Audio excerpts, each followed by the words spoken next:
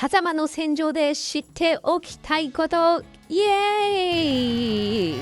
シーズン5のオフシーズンとなり、狭間の戦場がまた始まったという方も多いでしょう。まだ戦闘回数もそんなに多くないので、私もなんとなく苦手意識があるんですよね。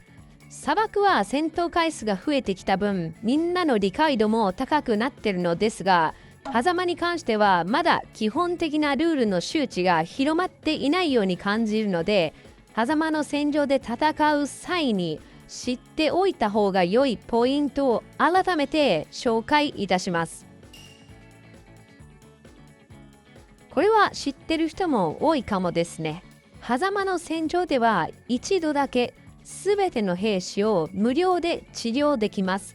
なので全部の兵士を使い切った後に使用して再度全開の状態で復活しましょう。左側のボタンから一度だけフル回復することができます。もしこれを使っていないとなるととんでもなくもったいないので、必ず全プレイヤーこの機能を使用してたくさん戦闘に貢献をしてほしいです。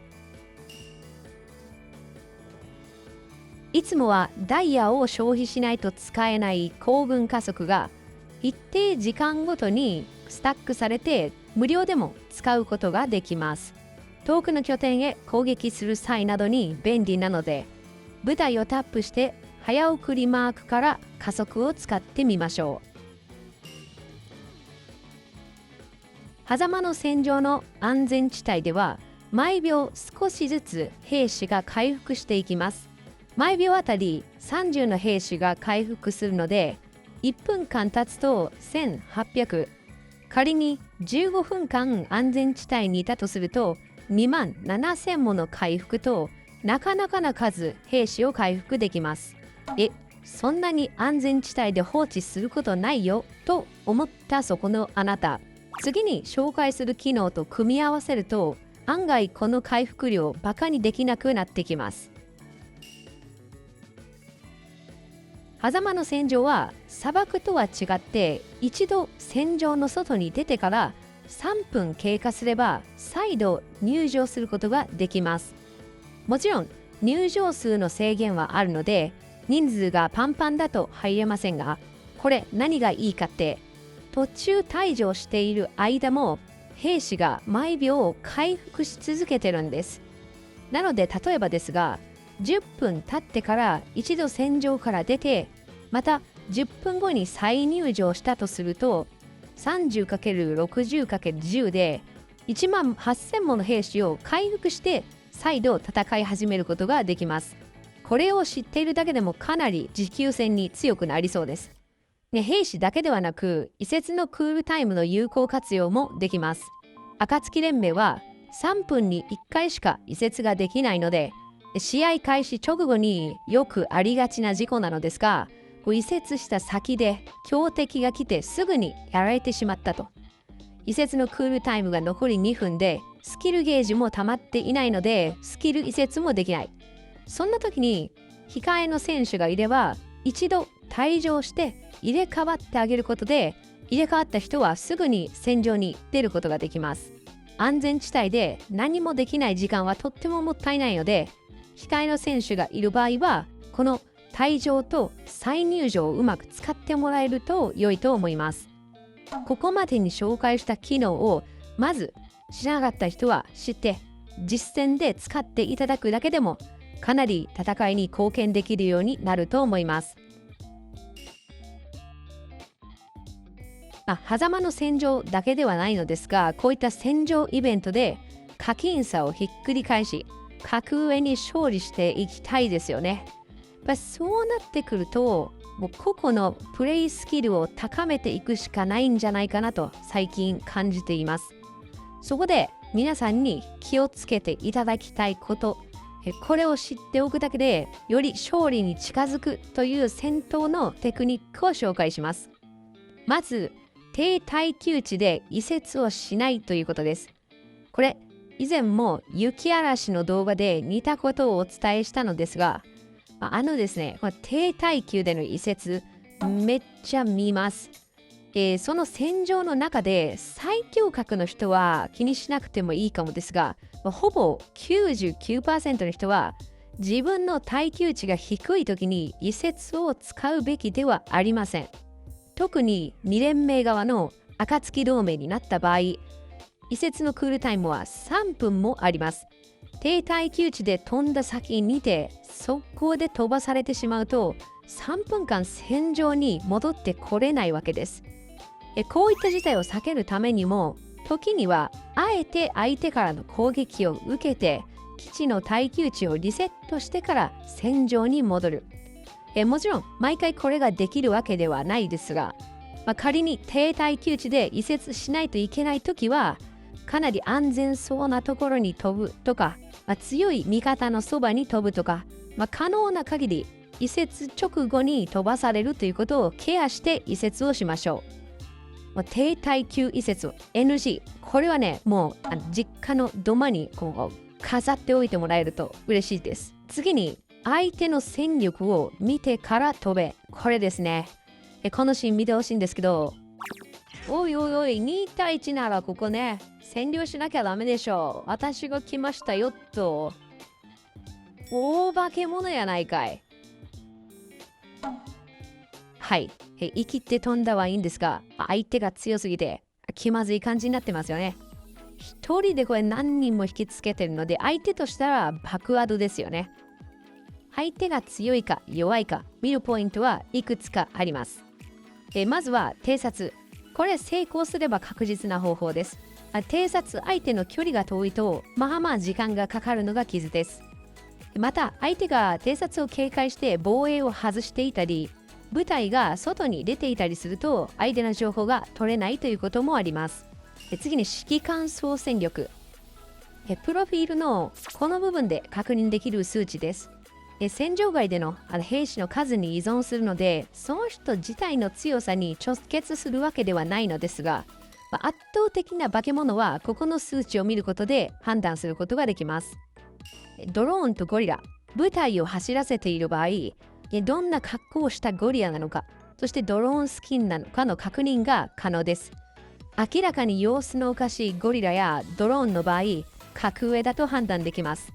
一応ドローンスキンは見た目が弱そうなものにチェンジもできます。私がもしめっちゃ強いドローンを持っているとしても、あえて弱いドローンにしますね。相手には油断してもらった方がいいです。ただゴリラに関しては今のところゴリラのスキンを変えるということはできないので、だいたい相手の実力を測ることができます。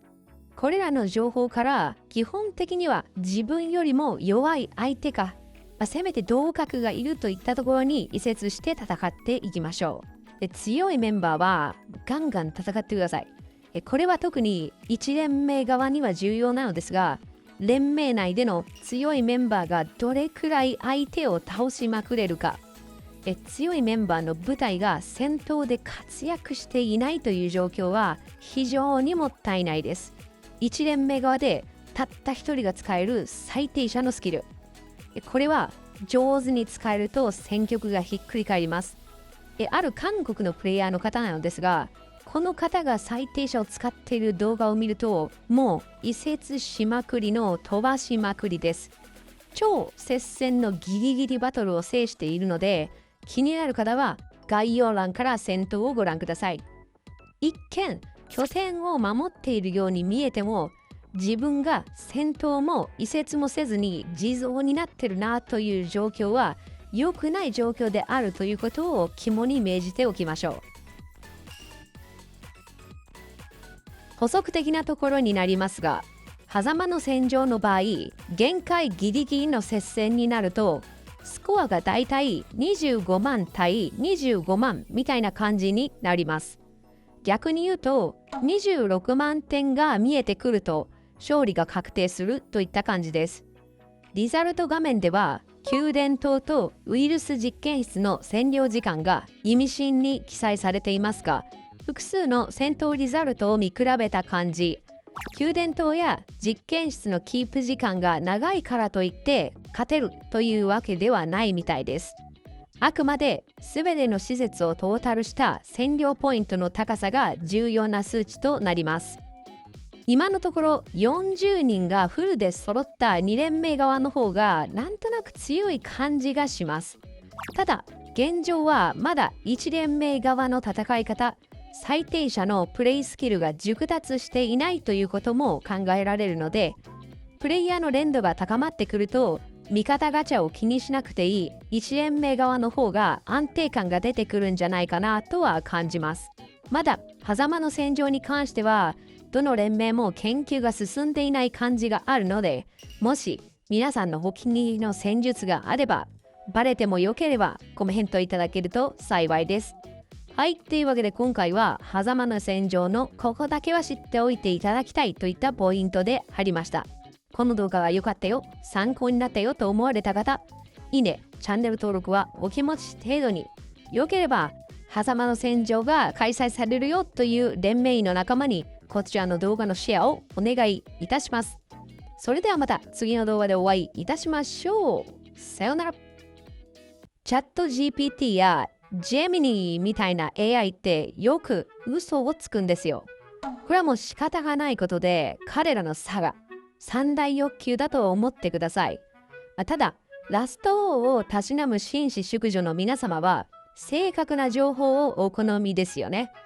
そんな時はこのノートブック LM という AI ツールが便利です。例えば、はじめに私の雪嵐動画のリンクを情報として追加をします。雪嵐に勝つためのポイントを簡潔にまとめてというと、動画内の音声情報を読み解いてまとめてくれます。他の AI と違って与えられた情報からわからないことはきちんとわからないと言える素直さを持ち合わせており、このように砂漠の戦場のことを聞いてもちゃんと教えてくれません。一部砂漠でも雪嵐でも共通して使える部分は教えてくれました。そしてまとめたテキストを画像にする際はチャット GPT にお願いをします。日本語出力の連動はまだまだですが、かなりそれっぽい画像を作ってくれます。与えられた情報をもとに分析し、嘘をつかないノートブック LM、クリエイティブな作業が得意なチャット GPT、ぜひ幹部の皆さんは私の動画と現代テクノロジーを駆使してラストウォーという仕事楽しいラストウォーライフをお過ごしください。